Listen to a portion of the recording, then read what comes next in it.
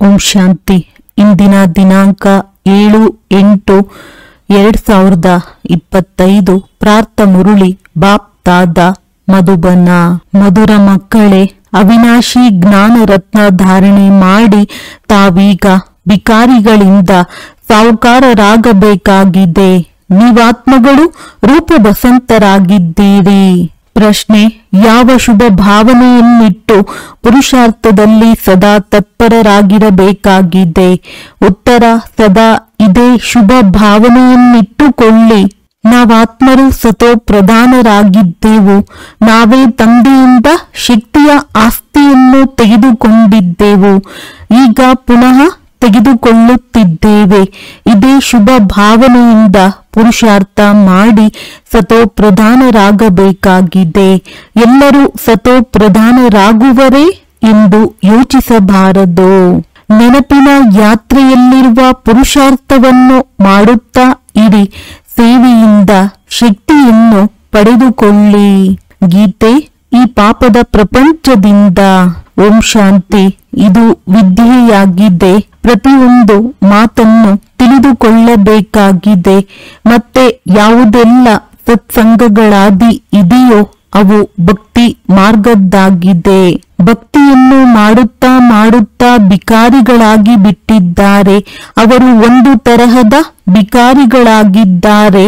ನೀವು ಇನ್ನೊಂದು ಪ್ರಕಾರದ ಬಿಕಾರಿಗಳಾಗಿದ್ದೀರಿ. ನೀವು ಸಾಹುಕಾರರಾಗಿದ್ದೀರಿ, ಈಗ ಬಿಕಾರಿಗಳಾಗಿದ್ದೀರಿ. ನಾವೇ ಸಾಹುಕಾರರಾಗಿದ್ದೆವು ಎಂಬುದು ಯಾರಿಗೂ ತಿಳಿದಿಲ್ಲ. ನಿಮಗೆ ತಿಳಿದಿದೆ. ನಾವು ವಿಶ್ವದ ಮಾಲೀಕರು, ಸಾಹುಕಾರರಾಗಿದ್ದೆವು. ಅಮೀರ್ ಚಂದರೇ ಫಕೀರ್ ಚಂದರರಾಗಿದ್ದೀರಿ. ಇದು ವಿದ್ಯೆಯಾಗಿದೆ. ಇದನ್ನು ಚೆನ್ನಾಗಿ ಓದಬೇಕು, ಧಾರಣೆ ಮಾಡಬೇಕು ಮತ್ತು ಮಾಡಿಸುವ ಪ್ರಯತ್ನ ಪಡಬೇಕಾಗಿದೆ. ಅವಿನಾಶಿ ಜ್ಞಾನ ರತ್ನಗಳನ್ನು ಧಾರಣೆ ಮಾಡಿಕೊಳ್ಳಬೇಕಾಗಿದೆ. ಆತ್ಮವು ರೂಪ ಬಸಂತನಲ್ಲವೇ? ಆತ್ಮವೇ ಧಾರಣೆ ಮಾಡಿಕೊಳ್ಳುತ್ತದೆ. ಶರೀರವು ವಿನಾಶಿಯಾಗಿದೆ. ಕೆಲಸಕ್ಕೆ ಬಾರದಿರುವ ವಸ್ತುವಿದ್ದರೆ ಅದನ್ನು ಸುಟ್ಟು ಹಾಕುತ್ತಾರೆ.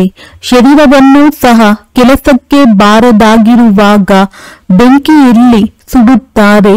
ಆದರೆ ಆತ್ಮವನ್ನು ಸುಡುವುದಿಲ್ಲ. ನಾವಾತ್ಮಗಳಾಗಿದ್ದೇವೆ. ಯಾವಾಗಿನಿಂದ ರಾವಣ ರಾಜ್ಯವು ಪ್ರಾರಂಭವಾಯಿತೋ ಆಗಿನಿಂದಲೂ ಮನುಷ್ಯರು ದೇಹಾಭಿಮಾನದಲ್ಲಿ ಬಂದು ಬಿಟ್ಟಿದ್ದಾರೆ. ನಾನು ಶರೀರವಾಗಿದ್ದೇನೆ ಎಂಬುದು ಪಕ್ಕ ಆಗಿ ಬಿಡುತ್ತದೆ. ಆತ್ಮವು ಅಮರನಾಗಿದೆ. ಅಮರನಾಥ ತಂದೆಯು ಬಂದು ಆತ್ಮಗಳನ್ನು ಅಮರರನ್ನಾಗಿ ಮಾಡುತ್ತಾರೆ. ಸತ್ಯಯುಗದಲ್ಲಂತೂ ತಮ್ಮ ಸಮಯದಲ್ಲಿ ತಮ್ಮ ಇಚ್ಛೆಯ ಅನುಸಾರ ಒಂದು ಶರೀರವನ್ನು ಬಿಟ್ಟು ಇನ್ನೊಂದನ್ನು ತೆಗೆದುಕೊಳ್ಳುತ್ತಾರೆ. ಏಕೆಂದರೆ ಆತ್ಮವು ಮಾಲೀಕನಾಗಿದೆ. ಯಾವಾಗ ಬೇಕಾದರೂ ಶರೀರವನ್ನು ಬಿಡುತ್ತದೆ. ಅಲ್ಲಿ ಶರೀರಕ್ಕೆ ಸರ್ಪದ ತರಹ ದೀರ್ಘಾಯಸ್ಸಿರುತ್ತದೆ. ನೀವೀಗ ತಿಳಿದುಕೊಂಡಿದ್ದೀರಿ. ನಿಮ್ಮದು ಇದು ಬಹಳ ಜನ್ಮಗಳ ಅಂತಿಮ ಜನ್ಮದ ಹಳೆಯ ಪೊರೆ ಶರೀರಯಾಗಿದೆ. 84 ಜನ್ಮಗಳನ್ನು ಪೂರ್ಣಗೊಳಿಸಿದ್ದೀರಿ. ಕೆಲವರದ್ದು 60-70 ಜನ್ಮಗಳು ಇವೆ. ಇನ್ನು ಕೆಲವರದ್ದು 50 ಜನ್ಮಗಳಿವೆ. ತ್ರೇತಾಯುಗದಲ್ಲಿ ಅವಶ್ಯವಾಗಿ ಆಯಸ್ಸು ಸ್ವಲ್ಪ ಕಡಿಮೆಯಾಗಿ ಬಿಡುತ್ತದೆ. ಸತ್ಯಯುಗದಲ್ಲಿ ಪೂರ್ಣಾಯಸ್ಸಿರುತ್ತದೆ. ಅಂದಾಗ ನಾವು ಮೊಟ್ಟ ಮೊದಲಿಗೆ ಸತ್ಯಯುಗದಲ್ಲಿ ಬರಬೇಕೆಂಬ ಪುರುಷಾರ್ಥ ಮಾಡಿ. ಅಲ್ಲಿ ಶಕ್ತಿ ಇರುತ್ತದೆ. ಆದ್ದರಿಂದ ಅಕಾಲ ಮೃತ್ಯುವಿರುವುದಿಲ್ಲ. ಶಕ್ತಿಯು ಕಡಿಮೆಯಾದಾಗ ಆಯಸ್ಸು ಕಡಿಮೆಯಾಗುತ್ತದೆ. ಹೇಗೆ ತಂದೆಯು ಸರ್ವಶಕ್ತಿವಂತನಾಗಿದ್ದಾರೆಯೋ ಹಾಗೆಯೇ ನೀವಾತ್ಮಗಳನ್ನು ಶಕ್ತಿವಂತರನ್ನಾಗಿ ಮಾಡುತ್ತಾರೆ. ಮೊದಲನೆಯದಾಗಿ ಪವಿತ್ರರಾಗಿ ಮತ್ತು ನೆನಪಿನಲ್ಲಿರಿ. ಆಗ ಶಕ್ತಿ ಸಿಗುವುದು. ಬಾಬಾರವರಿಂದ ಶಕ್ತಿಯ ಆಸ್ತಿಯನ್ನು ತೆಗೆದುಕೊಳ್ಳುವಿರಿ. ಪಾಪಾತ್ಮಗಳು ಶಕ್ತಿಯನ್ನು ತೆಗೆದುಕೊಳ್ಳಲು ಸಾಧ್ಯವಿಲ್ಲ. ಪುಣ್ಯಾತ್ಮರಾದರೆ ಶಕ್ತಿ ಸಿಗುವುದು. ಈ ಸಂಕಲ್ಪ ಮಾಡಿ ನಾವಾತ್ಮಗಳು ಸತೋ ಪ್ರಧಾನರಾಗಿದ್ದೆವು. ಯಾವಾಗಲೂ ಶುಭ ಭಾವನೆಯನ್ನಿಡಿ. ಎಲ್ಲರೂ ಸತೋ ಪ್ರಧಾನರಾಗುವರೇ ಎಂದಲ್ಲ, ಕೆಲವರು ಸತೋ ಆಗುವರಲ್ಲವೇ ಎಂದಲ್ಲ. ತಮ್ಮ ಪ್ರತಿ ತಿಳಿದುಕೊಳ್ಳಿ, ನಾವು ಮೊಟ್ಟಮೊದಲು ಸತೋ ಪ್ರಧಾನರೇ ಆಗಿದ್ದೆವು. ಈ ನಿಶ್ಚಯದಿಂದಲೇ ಸತೋ ಪ್ರಧಾನರಾಗುತ್ತೀರಿ. ನಾವು ಹೇಗೆ ಸತೋ ಪ್ರಧಾನರಾಗಲು ಸಾಧ್ಯ? ಪುನಃ ಜಾರಿ ಬೀಳುವಿರಿ. ನೆನಪಿನ ಯಾತ್ರೆಯಲ್ಲಿಯೇ ಇರುವುದಿಲ್ಲ ಎಂದಲ್ಲ. ಎಷ್ಟು ಸಾಧ್ಯವೋ ಅಷ್ಟು ಪುರುಷಾರ್ಥ ಮಾಡಿ ತಮ್ಮನ್ನು ಆತ್ಮನೆಂದು ತಿಳಿದು ಸತೋ ಪ್ರಧಾನರಾಗಬೇಕಾಗಿದೆ. ಈ ಸಮಯದಲ್ಲಿ ಎಲ್ಲ ಮನುಷ್ಯ ಮಾತ್ರರು ತಮೋ ಪ್ರಧಾನರಾಗಿದ್ದಾರೆ. ನೀವು ಆತ್ಮರು ತಮೋ ಪ್ರಧಾನರಾಗಿದ್ದೀರಿ. ಈಗ ತಂದೆಯ ನೆನಪಿನಿಂದ ಆತ್ಮವನ್ನು ಸತೋ ಪ್ರಧಾನ ಮಾಡಿಕೊಳ್ಳಬೇಕಾಗಿದೆ. ಜೊತೆಗೆ ಸರ್ವೀಸನ್ನು ಮಾಡಿ, ಆಗ ಶಕ್ತಿ ಸಿಗುವುದು. ತಿಳಿದುಕೊಳ್ಳಿ, ಯಾರಾದರೂ ಸೇವಾ ಕೇಂದ್ರವನ್ನು ತೆರೆಯುತ್ತಾರೆಂದರೆ ಅನೇಕರ ಆಶೀರ್ವಾದಗಳು ಅವರಿಗೆ ಸಿಗುವುದು. ಯಾರಾದರೂ ಬಂದು ವಿಶ್ರಾಂತಿ ಪಡೆಯಲಿ ಎಂದು ಮನುಷ್ಯರು ಧರ್ಮಶಾಲೆಯನ್ನು ಕಟ್ಟಿಸುತ್ತಾರೆ. ಆತ್ಮವು ಖುಷಿಯಾಗುತ್ತದೆ ಎಲ್ಲವೇ? ಅದರಲ್ಲಿರುವವರಿಗೆ ವಿಶ್ರಾಂತಿ ಸಿಗುತ್ತದೆ ಎಂದರೆ ಅವರ ಆಶೀರ್ವಾದಗಳು ಕಟ್ಟಿಸಿರುವವರಿಗೆ ಸಿಗುತ್ತದೆ ಅಂದಾಗ ಅದರ ಪರಿಣಾಮವೇನಾಗುವುದು? ಇನ್ನೊಂದು ಜನ್ಮದಲ್ಲಿ ಸುಖಿಯಾಗಿರುವರು. ಒಳ್ಳೆಯ ಮನೆಯೂ ಸಿಗುವುದು, ಮನೆಯ ಸುಖವೂ ಸಿಗುವುದು. ಹಾಗೆಂದು ಹೇಳಿ ಅವರೆಂದು ರೋಗಿಯಾಗುವುದಿಲ್ಲ ಎಂದಲ್ಲ. ಕೇವಲ ಒಳ್ಳೆಯ ಮನೆಯು ಸಿಗುವುದು. ಆಸ್ಪತ್ರೆಯನ್ನು ತೆರೆದರೆ ಆರೋಗ್ಯವು ಚೆನ್ನಾಗಿರುವುದು. ವಿಶ್ವವಿದ್ಯಾಲಯವನ್ನು ತೆರೆದರೆ ಒಳ್ಳೆಯ ವಿದ್ಯಾಭ್ಯಾಸವಿರುವುದು. ಸ್ವರ್ಗದಲ್ಲಂತೂ ಈ ಆಸ್ಪತ್ರೆ ಇತ್ಯಾದಿಗಳಿರುವುದೇ ಇಲ್ಲ. ಇಲ್ಲಿ ನೀವು ಪುರುಷಾರ್ಥದಿಂದ 21 ಜನ್ಮಗಳಿಗಾಗಿ ಪ್ರಾರಬ್ಧವನ್ನು ಮಾಡಿಕೊಳ್ಳುತ್ತೀರಿ. ಆದರೆ ಅಲ್ಲಿ ಯಾವುದೇ ಆಸ್ಪತ್ರೆ, ಕೋರ್ಟ್, ಪೊಲೀಸರು ಇತ್ಯಾದಿ ಏನೂ ಇರುವುದಿಲ್ಲ. ನೀವೀಗ ಸುಖಧಾಮಕ್ಕೆ ನಡೆಯುತ್ತೀರಿ. ಅಲ್ಲಿ ಮಂತ್ರಿಗಳು ಸಹ ಇರುವುದಿಲ್ಲ. ಮಹಾರಾಜ ಮಹಾರಾಣಿಯರೇ ಶ್ರೇಷ್ಠರಾಗಿರುತ್ತಾರೆ ಅಂದ ಮೇಲೆ ಅವರಿಗೆ ಮಂತ್ರಿಗಳ ಸಲಹೆಯ ಅವಶ್ಯಕತೆ ಇರುವುದಿಲ್ಲ. ಯಾವಾಗ ತಿಳುವಳಿಕೆ ಹೀನರಾಗಿರುವರೋ, ವಿಕಾರಗಳಲ್ಲಿ ಬೀಳುವರೋ, ಆಗ ಅವರಿಗೆ ಇನ್ನೊಬ್ಬರ ಸಲಹೆ ಬೇಕಾಗುವುದು. ರಾವಣ ರಾಜ್ಯದಲ್ಲಿ ಸಂಪೂರ್ಣ ಬುದ್ಧಿಹೀನ, ತುಚ್ಛ ಬುದ್ಧಿಯವರಾಗಿ ಬಿಡುತ್ತಾರೆ. ಆದ್ದರಿಂದ ವಿನಾಶದ ಮಾರ್ಗವನ್ನು ಹುಡುಕುತ್ತಿರುತ್ತಾರೆ. ತಂದೆಯು ತಿಳಿದುಕೊಳ್ಳುತ್ತಾರೆ, ನಾನು ವಿಶ್ವವನ್ನು ಇಷ್ಟು ಶ್ರೇಷ್ಠವನ್ನಾಗಿ ಮಾಡುತ್ತೇನೆ. ಆದರೆ ಇದು ಇನ್ನೂ ಕೆಳಗಿಳಿಯುತ್ತಲೇ ಹೋಗುತ್ತದೆ. ಈಗ ವಿನಾಶವು ಸನ್ಮುಖದಲ್ಲಿಯೇ ಇದೆ. ಮಕ್ಕಳು ತಿಳಿದುಕೊಂಡಿದ್ದೀರಿ, ನಾವೀಗ ಮನೆಗೆ ಹೋಗಬೇಕಾಗಿದೆ. ನಾವು ಭಾರತದ ಸೇವೆ ಮಾಡಿ ದೈವಿ ರಾಜ್ಯವನ್ನು ಸ್ಥಾಪನೆ ಮಾಡಿ ನಂತರ ರಾಜ್ಯ ಮಾಡುತ್ತೇವೆ. ಗಾಯನವೂ ಇದೆ, ಫಾಲೋ ಫಾದರ್. ತಂದೆಯು ಮಗನನ್ನು ಪ್ರತ್ಯಕ್ಷ ಮಾಡುವರು, ಮಗನು ತಂದೆಯನ್ನು ಪ್ರತ್ಯಕ್ಷ ಮಾಡುವನು.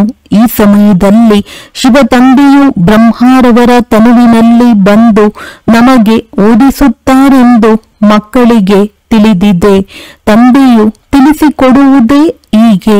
ನಾವು ಬ್ರಹ್ಮನನ್ನು ಭಗವಂತ ಅಥವಾ ದೇವತೆ ಎಂದು ಹೇಳುವುದಿಲ್ಲ. ಇವರು ಪತಿತನಾಗಿದ್ದರು.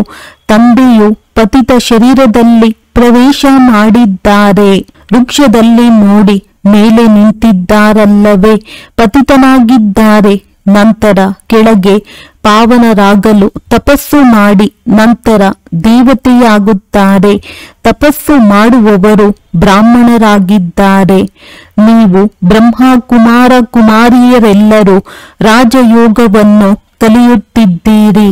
ಎಷ್ಟು ಸ್ಪಷ್ಟವಾಗಿದೆ. ಇದರಲ್ಲಿ ಯೋಗವು ಚೆನ್ನಾಗಿರಬೇಕು. ನೆನಪಿನಲ್ಲಿ ಇರುವುದಿಲ್ಲವೆಂದರೆ ಮುರುಳಿ ಮಾತಿನಲ್ಲಿಯೂ ಆ ಶಕ್ತಿ ಇರುವುದಿಲ್ಲ. ಶಿವ ತಂದೆಯ ನೆನಪಿನಿಂದಲೇ ಶಕ್ತಿಯು ಸಿಗುತ್ತದೆ.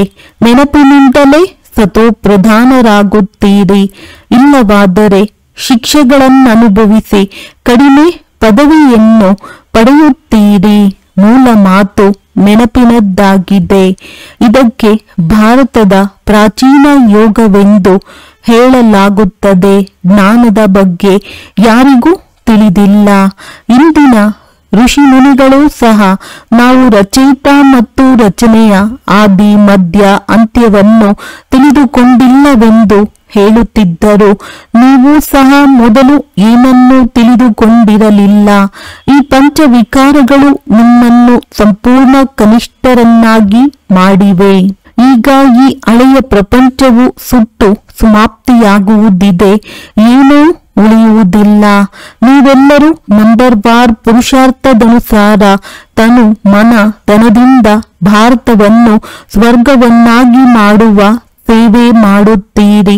ಪ್ರದರ್ಶನಿಯಲ್ಲಿ ನಿಮ್ಮೊಂದಿಗೆ ಕೇಳಿದಾಗ ತಿಳಿಸಿ, ನಾವು ಬ್ರಹ್ಮ ಕುಮಾರ ಕುಮಾರಿಯರು ನಮ್ಮದೇ ತನು ಮನ ಧನದಿಂದ ಶ್ರೀಮತದನುಸಾರ ಸೇವೆ ಮಾಡಿ ರಾಮರಾಜ್ಯವನ್ನು ಸ್ಥಾಪನೆ ಮಾಡುತ್ತಿದ್ದೇವೆ.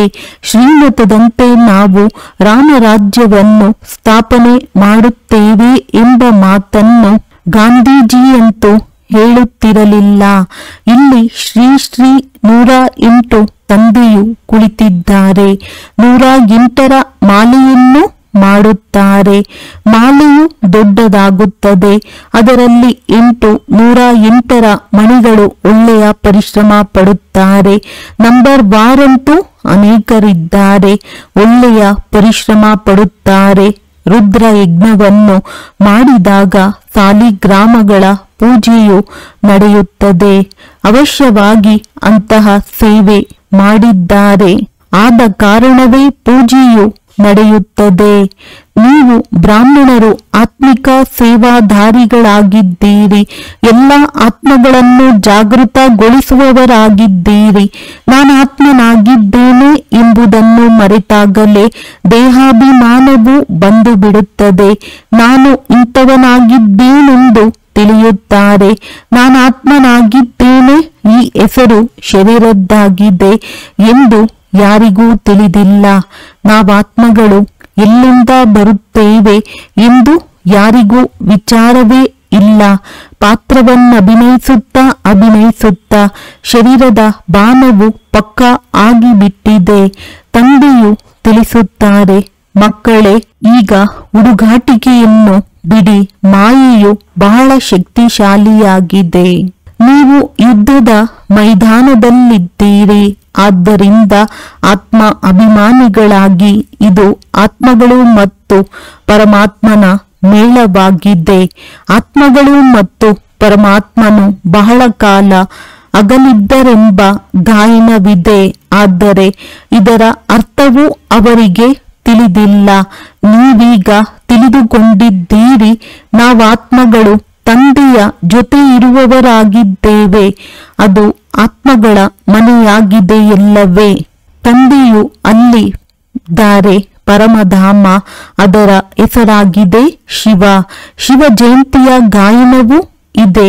ಇನ್ಯಾವುದೇ ಹೆಸರನ್ನು ಕೊಡಬಾರದು. ತಂದೆಯು ತಿಳಿಸುತ್ತಾರೆ, ನನ್ನ ಮೂಲ ಹೆಸರಾಗಿದೆ ಕಲ್ಯಾಣಕಾರಿ ಶಿವ. ಕಲ್ಯಾಣಕಾರಿ ರುದ್ರನೆಂದು ಹೇಳುವುದಿಲ್ಲ, ಕಲ್ಯಾಣಕಾರಿ ಶಿವನೆಂದು ಹೇಳುತ್ತಾರೆ.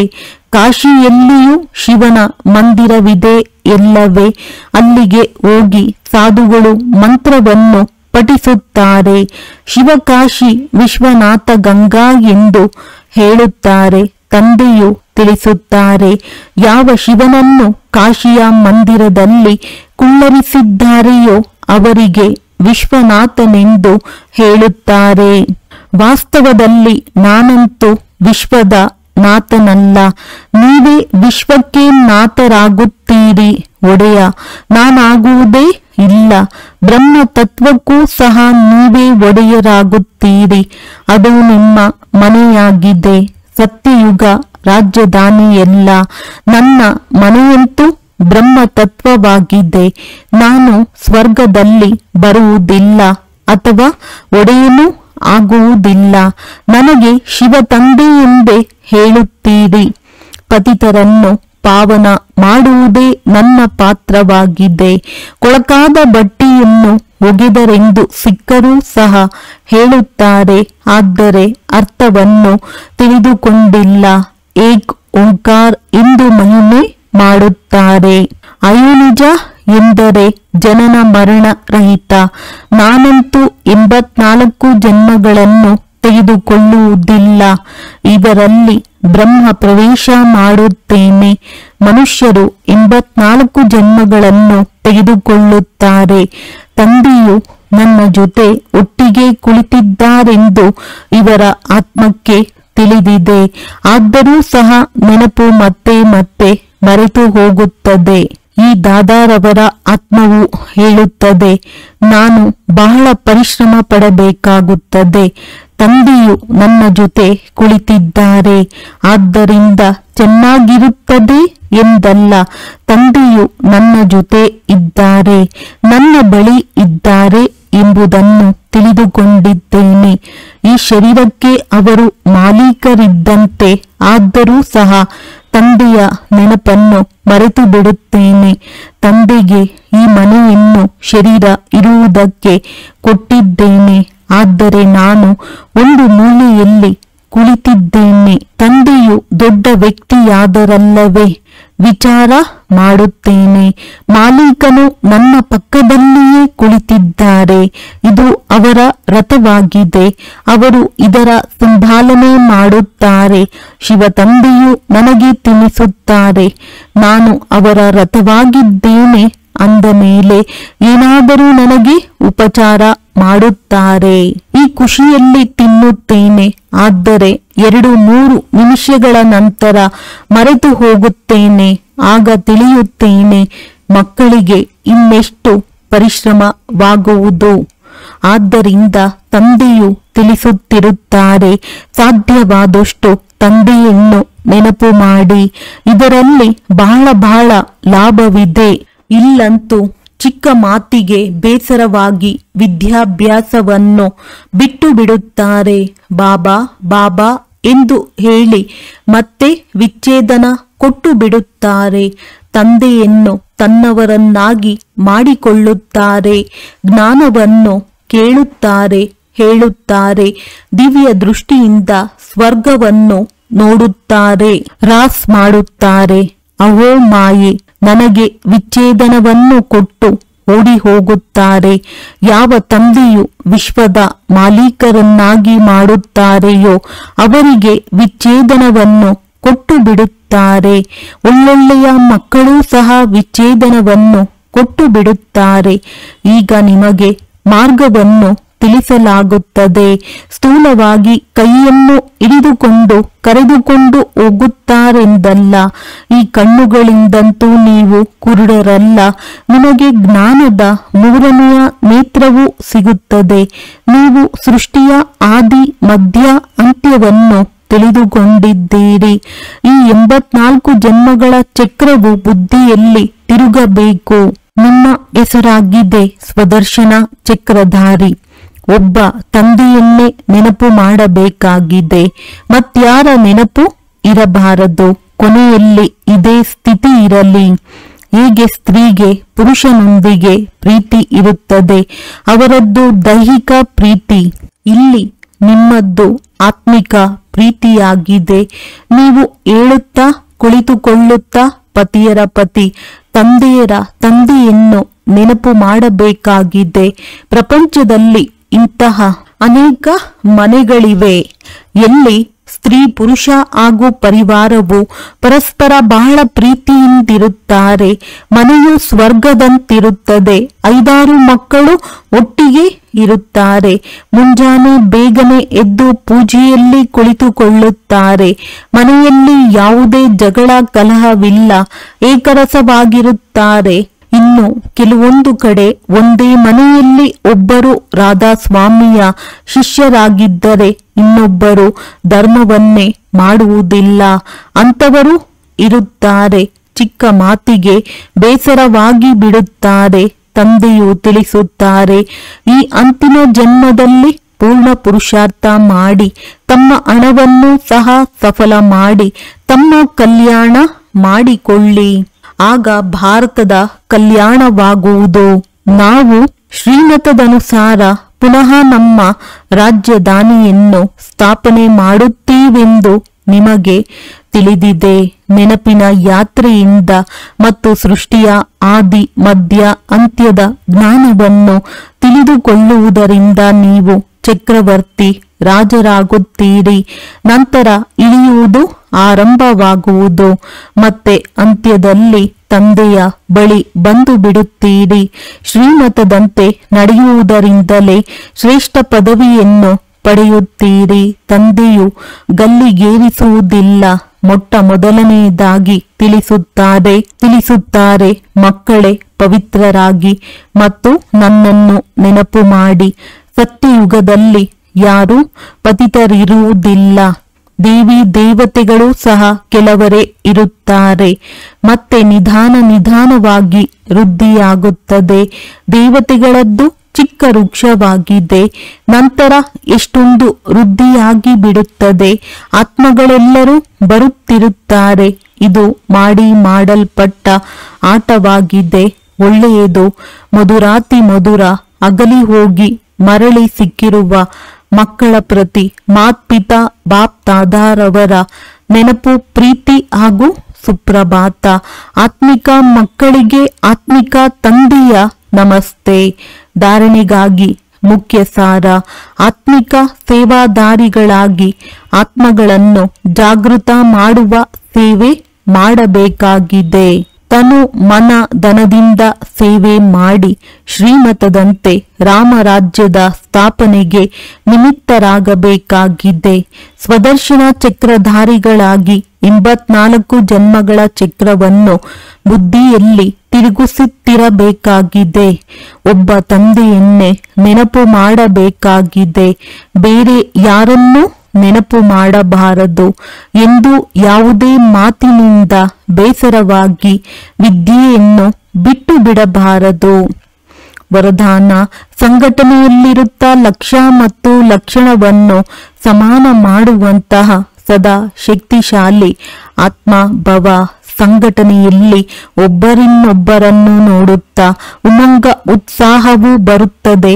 ಅಂದಾಗ ಹುಡುಗಾಟಿಕೆಯೂ ಬರುತ್ತದೆ. ಯೋಚಿಸುತ್ತಾರೆ, ಇವರು ಮಾಡುತ್ತಾ ನಾವು ಮಾಡಿದೆವೆಂದರೆ ಏನಾಯಿತು? ಆದ್ದರಿಂದ ಸಂಘಟನೆಯಿಂದ ಶ್ರೇಷ್ಠರಾಗುವ ಸಹಯೋಗವನ್ನು ತೆಗೆದುಕೊಳ್ಳಿರಿ. ಪ್ರತಿ ಕರ್ಮವನ್ನು ಮಾಡುವುದಕ್ಕೆ ಮೊದಲು ವಿಶೇಷವಾಗಿ ಈ ಗಮನ ಅಥವಾ ಲಕ್ಷ್ಯವಿರಲಿ, ನಾನು ಸ್ವಯಂ ಅನ್ನು ಸಂಪನ್ನ ಮಾಡಿಕೊಂಡು ಸ್ಯಾಂಪಲ್ ಆಗಬೇಕಾಗಿದೆ. ನಾನು ಮಾಡಿ ಅನ್ಯರಿಗೂ ಮಾಡಿಸಬೇಕಾಗಿದೆ. ನಂತರ ಮತ್ತೆ ಈ ಲಕ್ಷ್ಯವನ್ನು ಇಮರ್ಜ್ ಮಾಡಿಕೊಳ್ಳಿರಿ. ಲಕ್ಷ್ಯ ಮತ್ತು ಲಕ್ಷಣವನ್ನು ಸರಿಸಮಾನ ಮಾಡುತ್ತಾ ನಡೆಯುತ್ತೀರೆಂದರೆ ಶಕ್ತಿಶಾಲಿಯಾಗಿ ಬಿಡುತ್ತೀರಿ. ಸ್ಲೋಗನ್: ಅಂತ್ಯದಲ್ಲಿ ತೀವ್ರವಾಗಿ ಹೋಗಬೇಕೆಂದರೆ ಸಾಧಾರಣ ಮತ್ತು ವ್ಯರ್ಥ ಸಂಕಲ್ಪಗಳಲ್ಲಿ ಸಮಯವನ್ನು ಕಳೆಯಬಾರದು. ಅವ್ಯಕ್ತ ಸೂಚನೆ: ಸಹಜ ಯೋಗಿ ಆಗಬೇಕೆಂದರೆ ಪರಮಾತ್ಮನ ಪ್ರೀತಿಯ ಅನುಭವಿಯಾಗಿರಿ. ಯಾರು ಪ್ರಿಯರಾಗಿರುತ್ತಾರೆ ಅವರನ್ನು ನೆನಪು ಮಾಡಲಾಗುವುದಿಲ್ಲ. ಅವರ ನೆನಪು ಸ್ವತಃ ಬರುತ್ತದೆ. ಕೇವಲ ಹೃದಯದ ಪ್ರೀತಿ ಇರಲಿ. ಸತ್ಯ ಮತ್ತು ನಿಸ್ವಾರ್ಥವಾಗಿರಲಿ. ಯಾವಾಗ ನನ್ನ ಬಾಬಾ ಪ್ರಿಯ ಬಾಬಾ ಎಂದು ಹೇಳುತ್ತೀರಿ, ಪ್ರಿಯರನ್ನು ಎಂದೂ ಮರೆಯಲು ಸಾಧ್ಯವಿಲ್ಲ. ಮತ್ತು ನಿಸ್ವಾರ್ಥ ಪ್ರೀತಿ ತಂದೆಯನ್ನು ಬಿಟ್ಟರೆ ಬೇರೆ ಯಾವ ಆತ್ಮನಿಂದಲೂ ಸಿಗಲು ಸಾಧ್ಯವಿಲ್ಲ. ಅದಕ್ಕೆ ಎಂದೂ ಸ್ವಾರ್ಥ ಭಾವದಿಂದ ನೆನಪು ಮಾಡಬೇಡಿ. ನಿಸ್ವಾರ್ಥ ಪ್ರೀತಿಯಲ್ಲಿ ಲವಲೀನರಾಗಿಬಿಡಿ. ಒಳ್ಳೆಯದು. ಓಂ ಶಾಂತಿ.